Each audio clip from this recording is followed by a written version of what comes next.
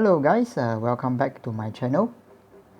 Today I'll be showing you something special about this vintage Zippo lighter. But first, let me show you an overview. This is an engine turn model which had been owned by somebody during the past.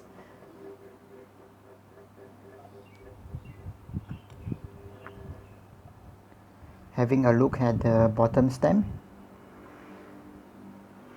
okay, it has two dots on the left and one dot on the right, okay, right above the R. Okay, this tells us that this lighter had been made in the year of 1963. Let's open up the lid to have a look at the chimney.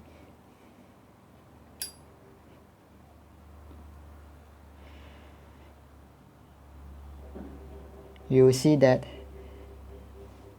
the insert had been fitted with this solid flint wheel rivet, although this was a 1963 made. Zippo Manufacturing introduced the solid flint wheel rivets from the year of 1961. Prior to that, they continued using the traditional hollow flint wheel rivets until the year of 1963, which is the same year when this lighter was being made. Lighters made during 1963 would be fitted with inserts either of the hollow or the solid flint wheel rivets. This insert is still in a very great condition. The original pattern number remains intact, along with the rest of the stampings.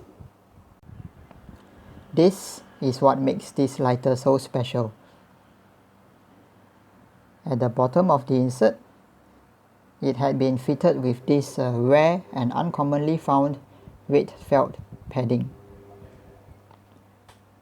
Apart from the color, everything else, okay, such as the shape and the thickness, are just identical with the white one which we are familiar with.